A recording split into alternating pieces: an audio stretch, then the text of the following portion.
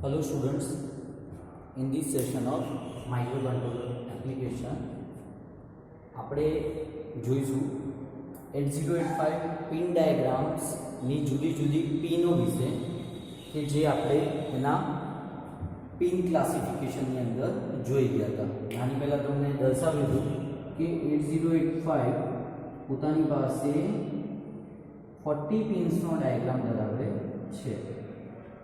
40 pins 8085 pin diagram एक abstract आपी दूं તમને કે 1 to 20 21 to 40 કોઈ પણ સર્કિટ લઈને ચાલુ થવા માટે બે મેઇન સપ્લાયની જરૂર પડે, પાવર સપ્લાય અને ગ્રાઉન્ડ. તો 40 નંબરની પિન VCC, 20 નંબરની પિન VSS. સૌથી ફર્સ્ટ અહીંયાથી આપણે સ્ટાર્ટ કરતા હતા x1 x2 then CLK out અને ઓનવર્ડ્સ આપણે જતા હતા. ઠીક છે. અને અહીંયા A to A 15 પછી S0 રીડ રાઈટ IOM બાર અને સો. આ જે 40 પિન્સ છે પર્ટિક્યુલર પોતાની લોકેશન સાથેની પિન ડાયાગ્રામ જો દોરવાની વાત પૂછાય તો તમારે neat and clean diagram university એક્ઝામની અંદર ડ્રો કરવાનો પૂછાશે. પણ એની સાથે અલગ અલગ પિન્સ વિશે તમને પણ પૂછી શકે છે 3 માર્ક્સની અંદર અથવા 4 માર્ક્સની અંદર. તો આજે આપણે પિન્સ જોવાની છે કે માઇક્રો પ્રોસેસરની અંદર સંકળાયેલી જેટલી પણ પિન્સ છે એ પિન્સને આપણે વન બાય વન જોઈશું. સૌથી પહેલાં સ્ટાર્ટ કરીએ ALE એડ્રેસ લેચ એનેબલથી. તો ALE મેં તમને પહેલાં કહ્યું હતું કે A to A15 જે છે A to A15 આ એડ્રેસ બસ હાયર ઓર્ડર માટે higher order address bus. Higher order address bus A to A15 સાથે જોડાયેલું હોય છે અને તે 16 બીટનું એડ્રેસ કેરી કરવા માટે યુઝ કરે છે 8085. જ્યારે એની સાથે બીજી આ 8 બીટ થઈ અને બીજી 8 બીટ AD07 AD02 AD7 આને આપણે કહીએ છીએ ડેટા ઓબ્લિક એડ્રેસ બસ, જેને તમે શોર્ટ ફોર્મમાં મલ્ટીપ્લેક્સ બસ તરીકે પણ કહી શકો છો. મલ્ટીપ્લેક્સ બસ. હવે આની સાથે ALE એસોસિએટેડ છે. કઈ રીતે? તો જ્યારે ALE જ્યારે ફર્સ્ટ ફેઝમાં હાઈ હશે, ટાઈમ ડાયાગ્રામ જ્યારે આપણે જોઈશું ત્યારે ખબર પડશે આપણને કે ALE ફર્સ્ટ સ્ટેજની અંદર હાઈ હોય છે. તો એ સમયે લોઅર ઓર્ડર એડ્રેસ કેરી કરે છે. હવે તમને એ વાત સમજવાની કે લોઅર ઓર્ડર એડ્રેસ એટલે શું. સપોઝ ધેટ કે મેં અહીંયા એક મેમરી લોકેશન લીધું છે 3020. તો 3020 ની અંદર 30 હાયર ઓર્ડર છે અને 20 લોઅર ઓર્ડર છે. ખ્યાલ? હાયર ઓર્ડર અને લોઅર ઓર્ડર. તો આ જે લોઅર ઓર્ડર એડ્રેસ છે એ સૌથી ફર્સ્ટ T1 સ્ટેટ્સની અંદર ALE જે સમયે હાઈ જશે 0 થી 1 થશે એ સમયે લોઅર ઓર્ડર એડ્રેસ કોના દ્વારા કેરી થશે? તો AD0 to AD7. એટલે કે તમે કહી શકો A0 અને A7 વડે લોઅર ઓર્ડર એડ્રેસ કેરી થશે. એક વખત એડ્રેસ આઈડેન્ટિફાઈ થઈ ગયું એના પછી ALE પાછું લો થઈ જશે અને આ બસને ફ્રી કરી દેશે, જેથી એ 8 બીટના ડેટાને કેરી કરવા માટે ડેટા બસ તરીકે ઉપયોગમાં લઈ શકાય. ખ્યાલ? એટલે જ હું વારે ઘડીએ ALE ઉપર ફોકસ કરું છું, કારણ કે ALE થી તમને ખ્યાલ આવશે કે ક્યારે ડેટા બસ તરીકે ઉપયોગ કરવાનો છે અને ક્યારે એડ્રેસ બસ તરીકે ઉપયોગ કરવાનો છે. તો ALE પિન થી આપણે બાકીની બે પિન એસોસિએટ કરી કઈ A8 to A15, A8 to A15 higher order address bus तथा AD0 to AD7 चला गूगल शॉर्टली કહી દઉં તમને A8 to A15 16 બીટ નું એડ્રેસ કેરી કરવા માટે યુઝ થાય છે હાયર ઓર્ડર બીટ નું એડ્રેસ કેરી કરવા માટે યુઝ થાય છે જ્યારે AD0 to AD7 multiplex address or data bus તરીકે ઓળખાય છે જ્યારે એ હાઈ હશે એ સમયે લોઅર ઓર્ડર એડ્રેસ કેરી થશે અને જ્યારે એ લો હશે ત્યારે 1 બીટ નો ડેટા કેરી થશે નેક્સ્ટ પિન જોઈએ next pin IOM bar IOM bar it is a short form of input output memory can differentiate between input output and memory operations if IOM bar is high then it can perform input output operations of read or write જો IOM bar ની pin high હશે એટલે કે 1 હશે એ સમયે input output operations ना read अथवा right बेमांथी कोईपण एक ऑपरेशन થઈ રહ્યા હશે અથવા इनपुट आउटपुट में IOM बार जो लो हશે એટલે કે 0 હશે तो पर्टिक्युलर ए टाइम में मेमरी ना रीड अथवा राइट ना ऑपरेशंस થઈ રહ્યા હશે चलो એના પછી જોઈએ रीड एंड राइट દરેક પિન્સ વિશે સમજો કારણ કે દરેક પિન્સ એકબીજા સાથે એસોસિએટેડ છે read and write control signals છે જે કંટ્રોલ સિગ્નલ્સ IOM બાર સાથે ભેગા મળીને અહીંયા લખ્યું છે IOM બાર સાથે ભેગા મળીને રીડ અને રાઇટ એ કંટ્રોલ સિગ્નલ્સ છે જે રીડ અથવા રાઇટ ના ઓપરેશન્સ કરવા માટે યુઝમાં આવતા હોય છે જે IOM બાર સાથે ભેગા મળીને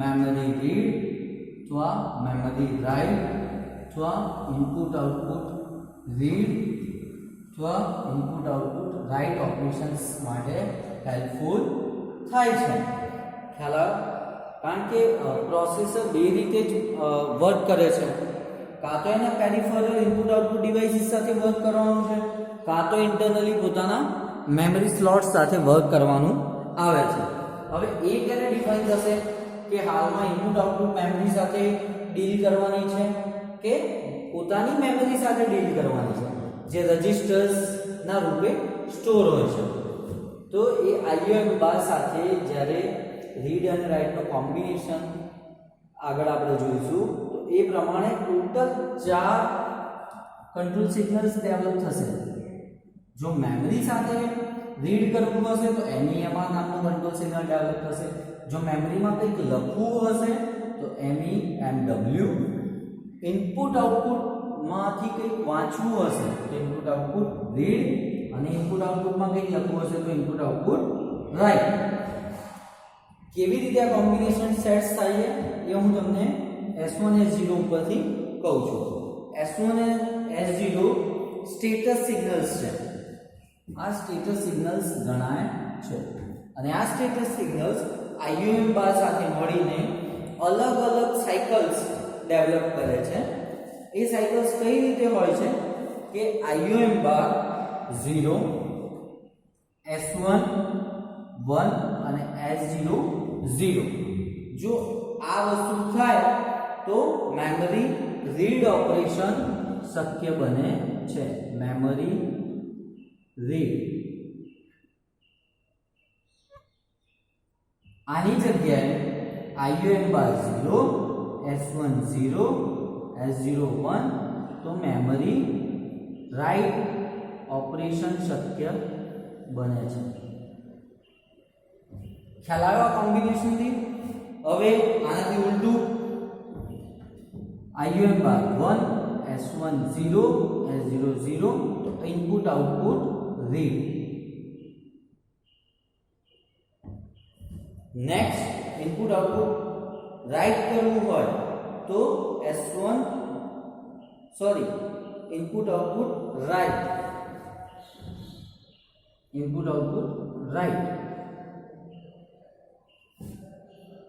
આ 1 S1 1 S0 0, સો ઇનપુટ આઉટપુટ રીડ ઓપરેશન થતું હશે આ કોમ્બિનેશનના કારણે. આ સેવરલ કોમ્બિનેશન્સ પ્રમાણે જ આ 4 ઓપરેશન્સ પૂરા થતા હોય છે. Memory read, memory write, input output read ને ઇનપુટ આઉટપુટ રાઇટ. એના પછીની પિન્સ ને આપણે જોઈએ SID SOD, serially input data and serially output data. SID or SOD એટલે કે સિરિયલ રૂપે વાંચવા હોય મેં પ્રોસેસરને ડેટા અથવા બીટ બાય બીટ સિરિયલ સ્વરૂપે મોકલવા હોય ઇનપુટ આઉટપુટમાં, ત્યારે SID અને SOD વચ્ચે પિન્સ દ્વારા 8085 સિરિયલ ડિવાઇસ વચ્ચે કમ્યુનિકેશન માટે આ પિન્સનો ઉપયોગ કરે છે. યા તો 8085 સિરિયલી ઇનપુટ તરીકે ડેટા મેળવવા માંગતું હોય, યા તો સિરિયલી ડેટાને આઉટપુટ તરીકે મોકલવા માંગતું હોય, ત્યારે પ્રોસેસર પોતાની સાથે સંકળાયેલા પેરેલલી પોતાની સાથે સંકળાયેલા ડિવાઇસીસ જોડે આ પિન દ્વારા ઓપરેશન્સ પૂરું કરે છે. એના પછી છે HOLD અને HLD, hold and hold acknowledgement. Hold અને હોલ્ડ એક્નોલેજમેન્ટ આ સિગ્નલ્સ DMA સિગ્નલ્સ તરીકે વપરાય છે. DMA કંટ્રોલ સિગ્નલ તરીકે વપરાય છે. અને DMA એટલે શું? Direct memory access.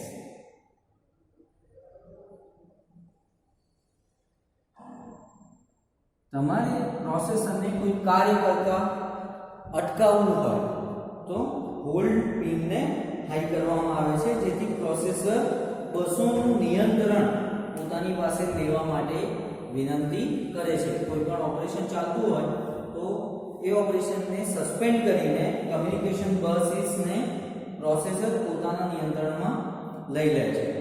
અને એની સામે હોલ્ડ સિગ્નલની સામે HLD પિન્સને હાઈ કરે છે, જેથી તમને રિવર્સમાં ખ્યાલ આવે કે હોલ્ડિંગ પ્રોસેસ એકનોલેજ થઈ છે. એકનોલેજમેન્ટ પ્રોસેસર અત્યારે હોલ્ડિંગ પોઝિશનમાં છે તમને ખ્યાલ આવે. એના પછી છે ready pins.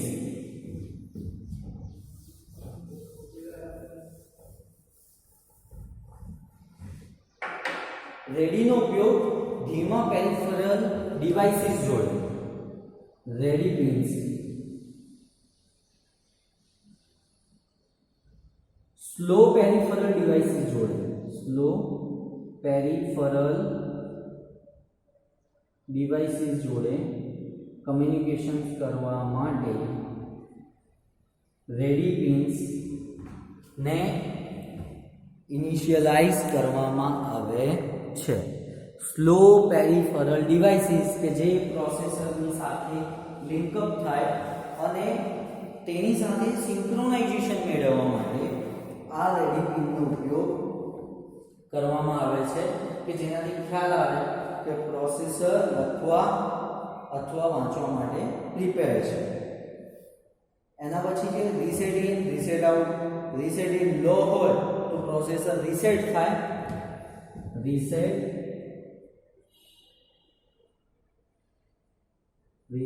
In reset out.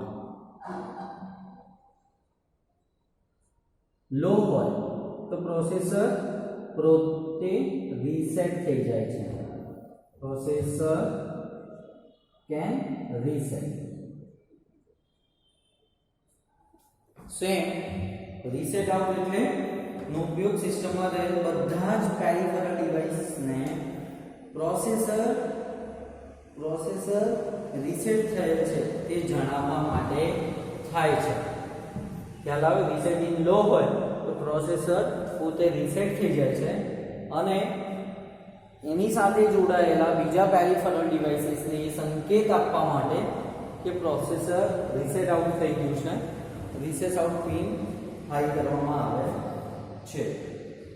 તેના પછી અલગ અલગ ઇન્ટરપ્ટ્સની પિનો છે કે જે આપણે લોજિકલ બ્લોક ડાયાગ્રામ્સની અંદર જોઈએ.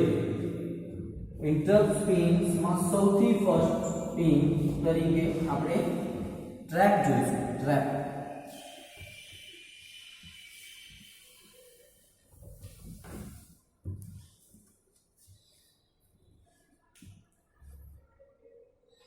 ટ્રેપ એટલે કે it is non-maskable interrupt, non-maskable interrupt,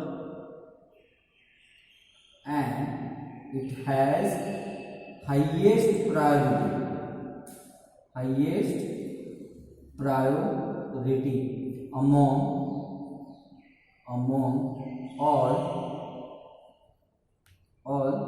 interrupts.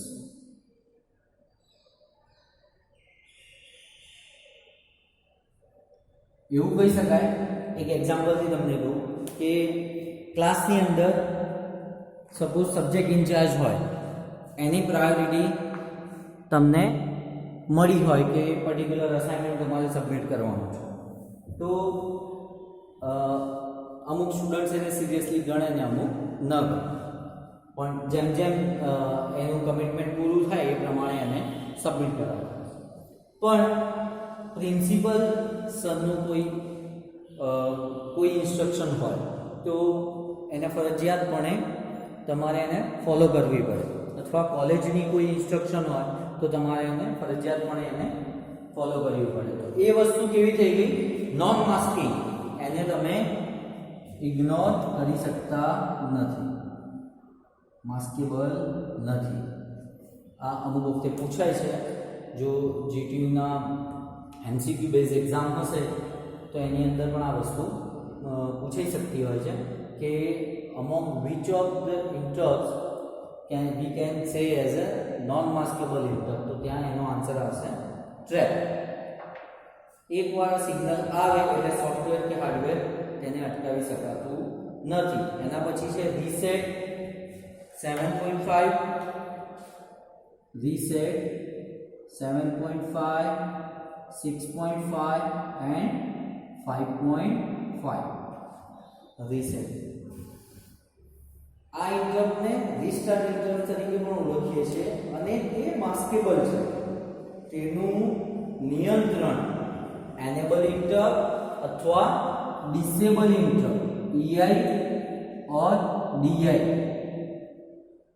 દ્વારા આપણે કરી શકીએ છીએ. એટલે આ ઇન્સ્ટ્રક્શનને તમે માસ્ક કરી શકો છો અથવા ઇગ્નોર કરી શકો છો. એના પછી છે INTR, સિમ્પલ ઇન્ટરપ્ટ. INTR એનો ફૂલ ફોર્મ છે ઇન્ટરપ્ટ. તે જનરલ પર્પઝ ઇન્ટરપ્ટ છે તથા EI અને DI ઇન્સ્ટ્રક્શન દ્વારા તેને સ્ટાર્ટ અથવા સ્ટોપ કરી શકાય છે. એના પછી છે ઇન્ટરપ્ટ એક્નોલેજમેન્ટ. ઇન્ટરપ્ટ એક્નોલેજમેન્ટ એટલે કે સર્કિટની અંદર પ્રોસેસરને કોઈ પણ પ્રકારની ઇન્ટરપ્ટ પ્રાપ્ત થઈ છે એવું કોણ કહી શકે છે? Interrupt acknowledgement. તમને કોઈ એક્નોલેજમેન્ટ મળ્યું કે હા પર્ટિક્યુલર આ ઇન્ટરપ્ટ આ પ્રોસેસ દરમિયાન આવી છે. એના પછી સૌથી ફર્સ્ટ ડિસ્ક્રાઇબ કરેલી પિન X1 અને X2 તે ઓસિલેટર તરીકે, ઇન્ટરનલ ઓસિલેટર તરીકે ક્લોક જનરેશનનું કાર્ય કરે છે. અને આ ક્લોક જનરેટર બધા જ કાર્યો વચ્ચે સિંક્રોનાઇઝેશન કરવાનું કામ સંભાળે છે. સિંક્રોનાઇઝેશન એટલે એક સમયે જો રીડ ઓપરેશન થતું હોય તો રીડ ઓપરેશન માટે મેમરી રીડ ઓપરેશન હોય તો મેમરી અને પ્રોસેસર વચ્ચે કયા પ્રકારનું તાલમેલ છે એ જોવા માટે અથવા સિંક્રોનાઇઝેશન મેળવવા માટે X1 અને X2 કાર્યરત હોવા જોઈએ. એના પછી છે CLK out, CLK out, clock pulse out. Clock pulse out એટલે તેનો ઉપયોગ બીજા ડિવાઇસ સિસ્ટમના બીજા ડિવાઇસીસને ક્લોક પલ્સીસ પૂરા પાડવાનો છે. ક્લોક પલ્સીસ પૂરા પાડવાનો છે બીજા ડિવાઇસીસ. પછી છે VSS ને VCC, જે સૌથી પહેલા આપણે એક્સપ્લેન કર્યા. VCC and VSS. VSS A VCC A +5 volt power supply, ત્યારે VS એ ગ્રાઉન્ડ કનેક્શન છે પ્રોસેસર માટે. આટલી પિન્સ આપણે જોઈ અને આ પિન્સનું બ્રીફ એક્સપ્લેનેશન હતું 8085 નું, જે ક્યારેક 3 અથવા 4 માર્ક્સની અંદર અલગ અલગ પિન્સ પૂછાઈ શકે છે. જેમ કે ઇન્ટરપ્ટ્સ બધી જ એકસાથે પૂછાઈ શકે છે. પછી તમને એડ્રેસ બસ અને ડેટા બસ અને ALU આ ત્રણનું કોમ્બિનેશન એકસાથે પૂછાઈ શકે છે. એડ્રેસ બસ, ડેટા બસ અને ALU આ કોમ્બિનેશન્સ પણ તમને 3 માર્ક્સમાં પૂછાઈ શકે છે. એટલે આજના ટોપિકની અંદર આપણે બ્રીફ પિન ક્લાસિફિકેશન્સ વિશે જોયું છે. That's it. Thank you.